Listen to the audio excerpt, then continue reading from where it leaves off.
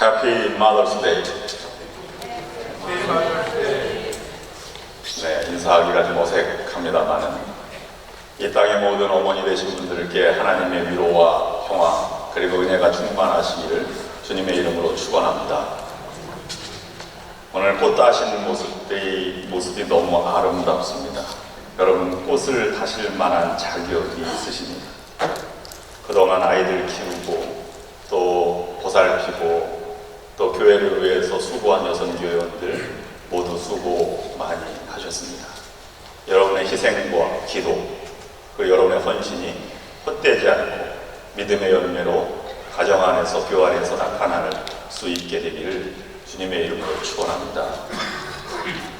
여기 앉으신 대부분의 분들은 아마 어머니를 먼저 하늘나라에 보내신 분들이 더 많이 있으시리라 생각을 합니다. 이제는 드릴 것이 눈물밖에 없지만 그래도 베풀어 주신 사랑을 오늘 한번 다시 생각하면서 하나님 앞에 예배를 드리고 말씀을 듣는 시간이 되었으면 좋겠습니다. 또 자녀를 키우시느라 일평생을 헌신하신 어머니들께도 하나님의 만지심과 또 위로와 평화가 함께 하시기를 축원합니다. 또한 멀리 조국에서 떠나와서 이곳에서 살면서 또는 타주에 사시면서 우리 찾아뵐 수 없고 또 전화로밖에 드릴 수 없는 어머니를 두신 유학생들과 또 이곳의 주재원으로 또는 직장 관계로 오신 모든 분들께도 하나님의 만지심과 위로하심이 함께 하시길 주님의 이름으로 축원합니다. 어머니 하는 말을 마음이 부르며 떠오르는 단어를 정리해보면 아마 대부분 비슷하지 않으리라 생각을 합니다. 그것은 기도, 희생, 가난, 부족함, 안쓰러움, 어려움 그 단어들로 일평생을 살아오신 분들이 어머니가 아닐까 생각을 합니다. 하나님의 마음을 닮아서 어머니는 희생 하나로 모든 것을 이끌어 가셨습니다. 오늘 사도행전 3장에 나와 있는 두 주인공을 보게 되는데 여기 베드로와 요한 가운데 베드로의 마음을 우리가 함께 묵상하면서 베드로도 어머니처럼 하나님의 마음을 품고 사역하는 모습을 통해서 오늘 하나님이 우리에게 주시는 교훈의 말씀을 묵상해 보고자 합니다. 만약 여러분이 날마다 다니는 길목에 홈레스 피플이 있다든지 구걸하는 사람이 있다든지 또는 장애인이 있어서 늘 그곳에 앉아있는 분이 있다면 여러분 그곳을 어떤 마음으로 지나가시게 됩니까? 날마다 조금씩 있는 돈이라도 3불 또는 없으면 1불이라도 이렇게 드리겠습니까? 아니면 가끔 있을 때만 도와주고 없을 때는 고개를 돌리며 지나치십니까? 아니면 왜 저런데 좀 사람을 두고 있지 불평하는 마음이 들진 않으십니까? 아니면 우리 교회 앞인데 시청에 연락해서 저 사람을 어떻게 좀 하도록 할까 하는 생각이 들지는 않으십니까? 오클랜드 연합감리교회가 여러분 가보신 분은 계시지만 정문을 이용하지 않고 쪽문을 주차장으로 하는 쪽문을 이용하였습니다. 저는 정문이 있는 줄을 몰랐습니다. 근데 지난번 시대기원회 모임을 갔는데 정문이 활짝 이렇게 열려져 있는 거예요. 그래서 여기 정문이 있었구나, 어떻게 된 것인가 정현선 목사님이 설명하는데 그 정문 앞에 홈레스 피플이 텐트를 치고 살림을 차린 지가 5년이 되었답니다. 차마 교회에서는 그 사람을 쫓아낼 수가 없어서 정문을 대신 두고 쪽문을 이용하게 되었다, 이렇게 얘기하였습니다. 저는 5년 동안 그것을 지켜본 교인들도 대단하고 또 그분이 스스로 이사할 수 있도록 기도하고 또 원만하게 잘 이렇게 처리돼서 정문을 되찾은 것도 참 감사한 일이다 하는 생각을 해보게 되었습니다. 오늘 베드로 요한이 성전에 기도하러 제9시에 올라가다가 안진뱅이의 부호를 받게 되었습니다. 근데 누구도 안진뱅이를 도와줄 생각은 많이 안 했던 것 같습니다. 왜냐하면 없어 보이는 베드로에게 구걸을 요청하였기 때문입니다. 베드로와 요한은 그들에게 줄 돈이 충분히 없었던 것 같습니다. 왜냐하면 어부가 제자가 되어서 예수님을 따라다녔고 또 예수님이 이제 다 승천하시고 난 이후에 그리스도의 제자로 살아간다는 것이 넉넉한 삶은 아니었을 것입니다. 그렇다고 해서 이 구걸하는 사람을 또쩍 지나가기도 마음이 편치 않았을 것이고 또 단 몇 푼의 주머니 없다는 것 때문에 또 그냥 지나가기가 당당하지도 않았을 것이고 마음이 좀 언짢았을 것입니다. 도와주지 않는 것도 우울하고 도울 수 없다는 것도 마음이 즐겁지는 않은 것입니다. 그런데 뜻밖의 베드로가 입을 열어서 사도행전 3장 6절 말씀을 보면 이렇게 기도하고 있습니다. 은과 금은 내게 없거니와 내게 있는 것으로 내게 주노니 곧 나사렛 예수 그리스도의 이름으로 걸으라. 베드로의 음성은 담대했습니다. 그곳에서 예상치 못한 기적이 일어났습니다. 오른손을 잡아 끌어일으키니 안전뱅이가 걷기도 하고 뛰기도 했습니다. 안전뱅이도 베드로도 그곳에 그 광경을 바라보는 모든 사람들이 하나님을 찬양하는 일이 일어났습니다. 하나님께서 소망이 없는 안전뱅이에게 소망의 문을 열어주셨고 또 새로운 삶의 문을 열어주셨습니다. 이제는 무엇이든지 할 수 있는 가능성이 열린 것입니다. 베드로를 통해서 새로운 일을 행하신 이 사건을 우리에게 전해주면서 오늘 우리에게 주시는 영적인 교훈이 무엇인가를 생각해 보고자 하는 것입니다. 만약에 베드로와 요한이 물질이 아주 풍부한 사람이었다면 기적이 일어났을까 생각을 해보게 됩니다.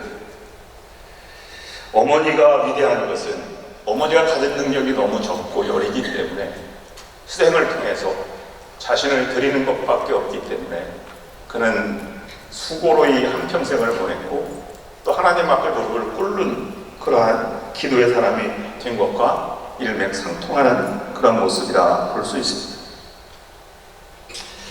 우리가 어찌 생각해보면 빈손이 된 것이 하나님의 축복이었다 하는 생각을 해보게 됩니다.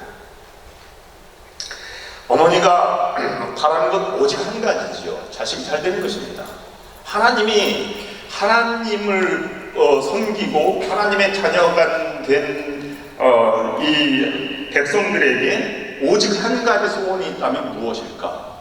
백성들이 건강하고 풍요롭고 온전하게 살아가는 모습일 것입니다.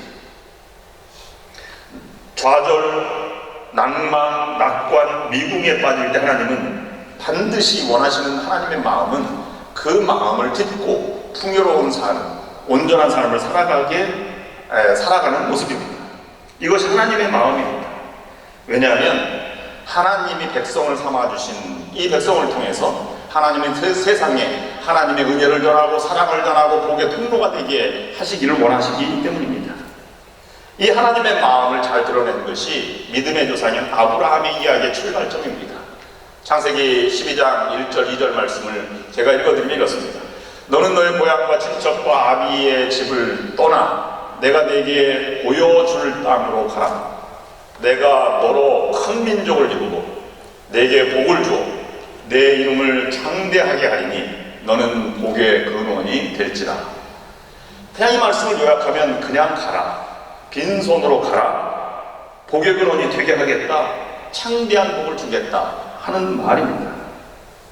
이 말씀도 예수님이 요한복음 10장 10절 말씀에도 똑같이 반복하고 있습니다. 도적이 오는 것은 도적질하고 죽이고 멸망시키려는 것뿐이요 내가 그것은 양으로 생명을 얻게 하고 더 풍성히 얻게 하려는 것이라. 우리 모두 하나님의 풍요롭게 하시는 은혜가 있기를 소망해야 합니다. 그것이 바른 삶의 자세입니다. 그러면 우리를 다시 한번 돌아봅니다. 내가 다른 사람보다 더 여유롭고 풍요롭게 살아가고 있습니까? 그렇다면 나의 삶이 시냇가에 심겨진 나무처럼 물된 동산처럼 하나님의 풍요로움으로 가득 차 있다면 그렇게 하신 하나님의 목적이 있기 때문에 풍요를 허락하신 것입니다.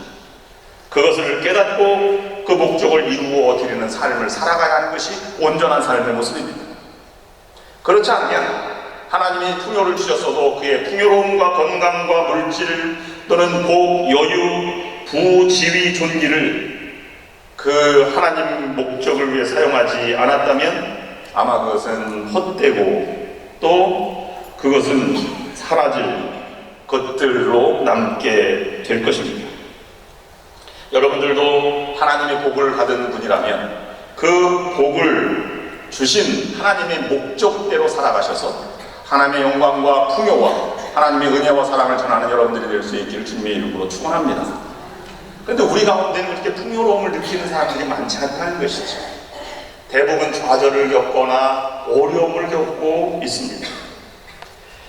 오히려 돌아보면 베드로에게 빈손이 된 것은 하나님의 큰 잘된 일이고 축복입니다. 왜냐하면 그것 때문에 하나님의 능력이 나타났고 기적이 나타났기 때문입니다. 하나님은 때때로 우리를 빈손으로 만드시기도 합니다. 낭망하고 기도가 깨어졌을 때 또는 그렇게 노력하던 성공으로 올라가던 자리에서 좌절을 경험했을 때 하나님은 우리를 빈손되게 하셔서 하나님을 더 근본적으로 만나게 만드십니다. 요셉에게 하나님은 철저하게 인간의 모든 끈을 놓게 하시고 난 이후에 마지막 자리에서 다시 하나님을 붙잡았을 때 그를 높으셨고 채색 옷을 입혀주셨습니다. 어찌 보면 우리에게 좌절과 실패가 있을지라도 오늘 말씀을 통해서 묵상해보면 그 좌절, 잘게 부서진 나의 삶이 복이 되게 하는 원인이 될 수도 있다는 것입니다. 복음성가 가사 중에 부서져야 하리, 무너져야 하리, 깨져야 하리 라는 가사가 있습니다. 그 깨어진 자리에서 다시 한번 주님을 묵상하고 붙잡고 나아가는 우리들이 되어야 할 것입니다. 왜 그렇습니까? 사람은 연약하기에 환경에 무너지거나 또는 이 외형적인 것이 사라졌을 때 사람의 내면에 있는 것을 끄집어내게 되어 있기 때문입니다. 안에 있는 것을 끄집어내는 그것이 당당하게 일어서는 근거가 되기 때문입니다. 그러므로 깨어져 빈손이 된 것이 더 하나님을 철저하게 의지하게 되었을 때 그것을 통해서 하나님은 더 큰 능력을 우리에게 주시는 것입니다. 내가 예상했던 것보다 더 크고 더 놀라운 빈손의 축복이 우리에게 주어지게 되는 것입니다. 그러면 베드로에게 있어서 그런 빈손으로 살아가는 자에게 내면에 있는 무엇을 끄집어냈을까? 우리의 신앙은 어떻게 이것을 승화시켜 나아가야 할까를 생각해 보게 됩니다. 베드로에게 하나님의 마음으로 말한 것이 기적을 이루어 가게 되었다. 이렇게 출발을 볼 수 있습니다. 다시 한번 사도행전 3장 6절 말씀을 다 함께 한번 읽어보시겠습니다. 시작. 은과 금은 내게 없거니와 내게 있는 것으로 내게 주노니 곧 나사렛 예수 그리스도의 이름으로 걸어라. 우리가 방금 읽으셨습니다마는 여러분 이 말씀을 베드로가 말할 때 어떤 마음으로 이 말을 하였을까를 생각해 보십시오. 아마 베드로가 가지고 있는 것은 하나님의 마음이었을 것입니다. 사람의 마음과 하나님의 마음은 다릅니다.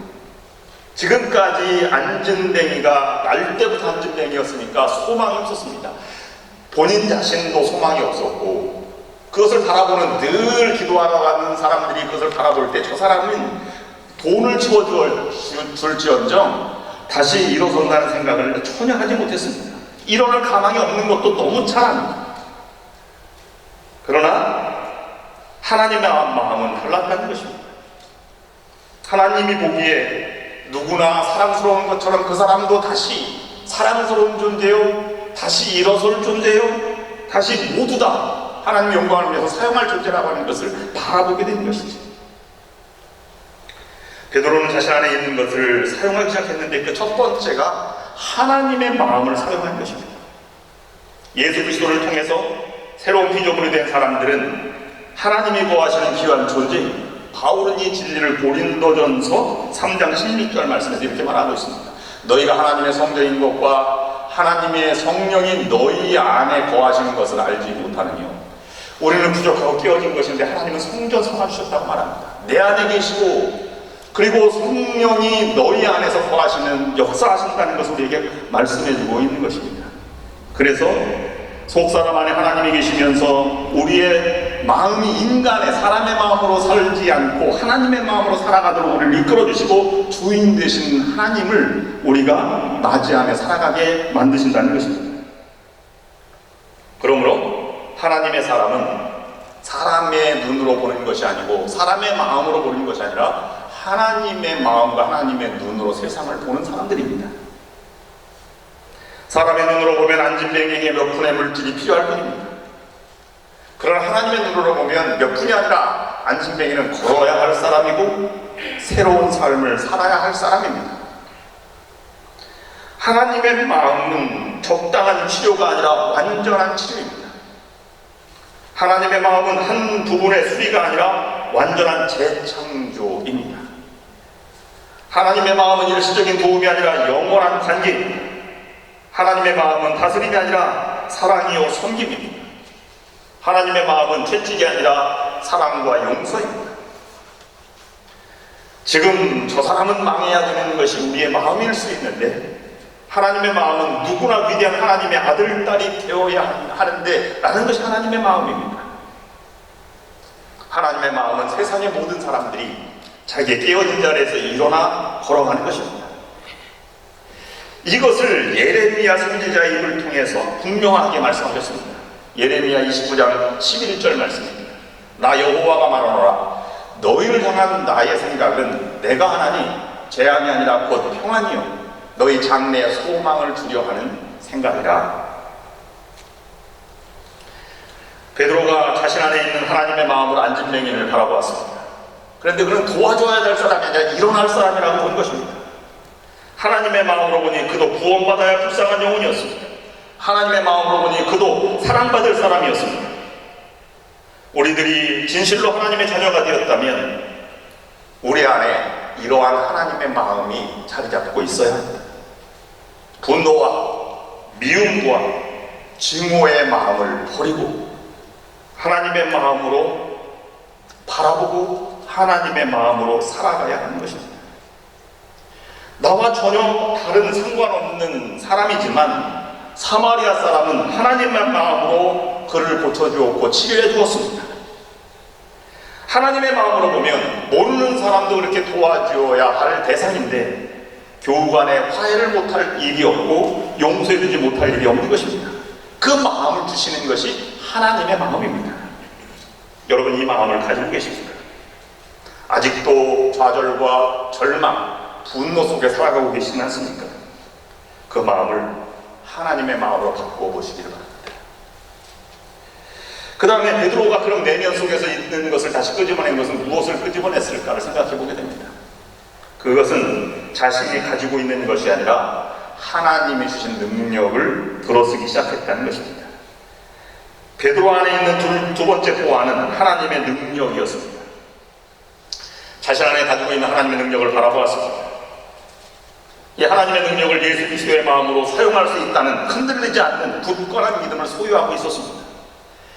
요한복음 14장 14절 말씀에 보면 이렇게 기록하고 있습니다. 내 이름으로 무엇이든지 구하면 시행하리라. 마가복음 9장 29절 말씀도 기도 외에 다른 것으로는 이런 유가 나갈 수 없느니라 귀신 내어주는 이야기를 하면서 제자들에게 하신 말씀입니다. 사도행전 3장 6절 말씀 오늘도 이 연결된 말씀입니다. 은과 금은 내게 없거니와 내게 있는 것으로 내게 주노니 곧 나사렛 예수 그리스도 이름으로 걸으라 라고 말합니다. 하나님의 능력이 이 땅에 나타나는 가장 분명한 방법은 예수 그리스도의 이름으로 기도하는 것입니다. 그 능력을 힘입으라 라고 선포하는 것이죠. 그래서 이 능력이 밖으로 나오는 통로가 바로 하나님을 신뢰하는 가운데 드리는 기도입니다. 요한복음 14장 12절 말씀 보면 이렇게 기록하고 있습니다. 내가 진실로 진실로 너희에게 이르노니 나를 믿는 자는 나의 하는 일을 저도 할 것이요 또한 이보다 큰 것도 하리니 이는 내가 아버지께로 감이니라. 어떤 이들이 이렇게 말합니다. 나는 예수 그리스도의 이름으로 기도하는데 하나님의 역사가 일어나지 않습니다. 왜 그렇습니까? 라고 묻기도 합니다. 분명한 대답은 예수 그리스도의 이름으로 기도하는 이유를 모르고 기도하고 있기 때문입니다. 그리스도의 이름으로 기도한다는 것은 세 가지 의미가 있습니다. 첫 번째는 그리스도의 이름이 만물의 주님 되신 님임을 분명히 확신하고 기도하는 것입니다. 주님이 나의 주인이시다 라고 하는 것입니다. 빌립보서 2장 9절 10절 말씀 보면 이렇게 기록하고 있습니다. 하나님이 그를 지극히 높여 모든 이름 위에 뛰어난 이름을 주사 하늘에 있는 자들과 땅에 있는 자들과 땅 아래에 있는 자들로 모든 무릎을 예수의 이름에 꿇게 하셨다는 말씀을 확신하였습니다. 그리고 예수 그리스도의 이름으로 기도한다는 말은 두 번째로 예수 그리스도의 마음으로 기도한다는 뜻입니다. 즉 하나님의 마음으로 기도한다는 것입니다. 하나님의 마음이 무엇입니까? 독생자를 이 땅에 내어주시기까지. 그리스도의 마음이 무엇입니까? 너무 사랑해서 자기가 십자가에 달려 죽기까지 내어주신 희생까지 이 사랑의 완성을 향해서 나아가는 것이 그리스도의 마음이요 하나님의 마음입니다. 그것은 원수까지도 사랑하는 마음으로 기도하는 것입니다. 예수 그리스도의 마음으로 이름으로 기도한다는 것은 세 번째로 하나님 아버지의 영광을 위해서 기도하는 것입니다. 요한복음 14장 13절 말씀 보면 너희가 내 이름으로 무엇을 구하든지 내가 시행하리니 이는 아버지로 하여금 아들을 인하여 영광을 얻으시게 하려 함이라. 우리들이 예수 그리스도의 이름으로 기도하는 분명한 이유를 알고 믿고 기도한다면 우리가 기도하는 것들을 통해서 이 땅에 하나님의 능력이 분명하게 나타날 것입니다. 베드로는 안진뱅이가 꿈꿀 수 없는 꿈을 꾸게 해주었고 그가 소망할 수 없는 것을 소망하게 만들었습니다. 성숙한 사람은 그리고 사랑의 사람은 할 수 없는 것을 심어주는 사람이며 그를 향해서 꿈을 꾸어주고 그 꿈을 이뤄갈 수 있도록 격려해주는 사람입니다. 어머니가 위대한 것은 자식에게 꿈을 심어주고 그 꿈을 스스로 이룰 수 없으니 하나님 앞에 기도하는 것과 마찬가지입니다. 이 믿음을 소유한 한 목사님께서 이런 글을 쓰셨습니다. 꿈이 큰 사람은 큰 기도를 할 게다. 큼지막한 기도를 한 사람은 아마 큼지막한 일들을 할 게다. 꿈이 없는 사람은 기도를 하지 않을 게고 기도를 하지 않은 사람은 아마 모르긴 몰라도 아무 일도 못할 게다. 그러므로 기도하는 사람들에게 실패란 있을 수 없다는 말이 된다. 오늘의 실패란 아직 성공에 도달하지 못한 한가 수단에 불과한 것. 네 번째 쓰러졌다가 다섯 번째 일어나면 그만이 아니냐. 일곱 번째 실패했다가 여덟 번째 성공하면 그만 아니냐. 100번쯤 쓰러졌다가 101번째, 1000번쯤 실패했다가 1001번째 성공해보라. 꿈이 적은 사람은 적은 기도를 하고 적은 기도를 한 사람은 적은 일들을 하듯이 할 수 있거든이 무슨 말이냐? 알 사람은 알고 모를 사람은 몰랐으면 좋겠다. 베드로는 기도를 통해서 8년 된 중풍병자 애니아를 일으켜 주었고 죽었던 여제자 다비다도 살렸습니다. 그렇습니다. 예수 그리스도의 이름으로 기도하는 자에게 불가능은 없는 것입니다. 그러면 우리들은 기도의 사람이 되어야 합니다. 하나님의 마음을 가지고 하나님의 능력이 나타날 수 있도록 우리는 기도하는 자가 되어야 합니다. 특별히 기도를 잘하는 기도 공동체 또는 중보기도팀만 기도하는 것이 아니라 우리 모두가 이런 마음으로 기도하는 것이 중요한 것입니다. 그러므로 교회는 하나님의 꿈을 이루어가기 위해서 기도하는 기도의 공동체가 되어야 하는 것입니다. 그 기도를 통해서 경험되는 하나님의 능력으로 살아가기 때문에 기도의 문을 항상 열어 두어야 하는 것입니다. 저 집사의 코를 납작하게 해주시옵소서 라는 기도가 아니듯이 그냥 맹목적으로 예수 그리스도의 이름으로 기도합니다 라는 것도 기도의 능력을 발휘하지 못하는 기도일 수 있는 것입니다. 저 원수 같은 남편 변화시켜 주옵소서 100번 기도해야 변화되지 않습니다. 왜 그렇습니까? 그리스도의 마음이 없기 때문입니다. 그리스도의 마음으로 남편을 변화시켜 주옵소서 기도했다면 예수님의 마음으로 기도하고 예수님이 보여주었던 십자가에 달려 피 흘리는 희생으로 섬겨나가면 남편이 어찌 변하지 않겠습니까? 기도하는데 그 마음으로 기도하는데 무엇을 걱정하십니까? 믿음의 사람은 내 힘으로 내 마음으로 살아가는 것이 아니라 하나님의 힘, 하나님의 마음으로 살아가는 것입니다. 하나님은 그런 기도를 외면치 않으십니다. 반드시 이루어주십니다. 그분의 마음으로 기도하십시오. 그러면 여러분의 깨어진 그 자리가 다시 일어서는 성공의 승리의 자리가 될 것입니다.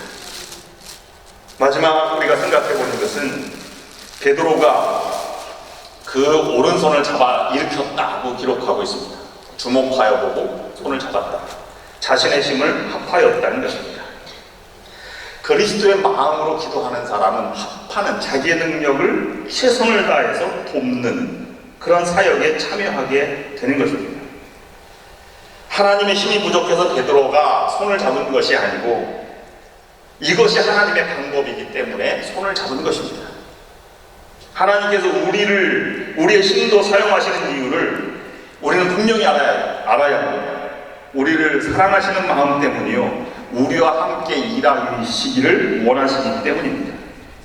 하나님은 우리가 하나님의 일을 열심히 일하는 것을 보고 그와 함께 일의 완성을 향해서 하나님이 함께 해주시는 분이십니다. 하나님은 그 누구도 구경꾼이 되기를 원치 않으신다는 것입니다. 다른 말로 말씀드리면 동역자가 되기를 원하신다는 것입니다.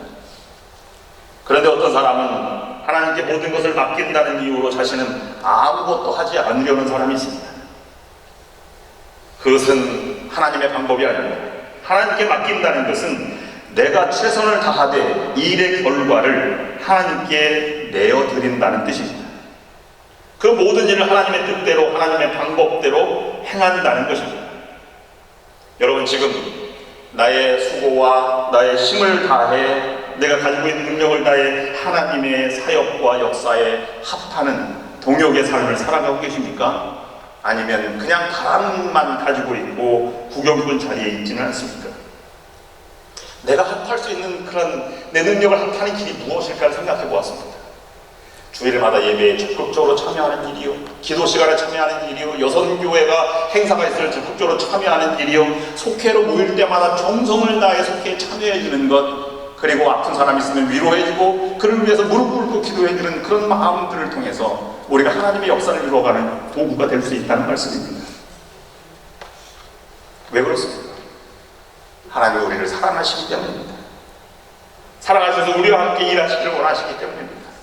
그러므로 우리는 하나님의 손과 발이 되어서 하나님의 마음으로 다가가는 우리들이 되어야 할 것입니다. 말씀을 맺습니다. 교회는 하나님의 마음을 소유한 사람들이 모이는 사랑의 공동체입니다. 그리고 교회는 하나님의 능력을 기도를 통해서 세상에 전달하는 기도 공동체입니다. 그러므로 교회가 무너진 이 세상의 유일한 희망이요 소망이 되는 것입니다. 교회를 통해서 참다운 생명의 능력과 생명의 기운이 다시 일어서게 될 것입니다. 이 사실을 믿고 우리가 사역에 참여하는 것을 우리는 믿음의 공동체라고 말하는 것입니다. 여러분들도 하나님만 믿고 의지하며 하나님의 마음으로 기도하며 하나님의 능력을 나타내는 여러분들이 될 수 있기를 주님의 이름으로 축원합니다.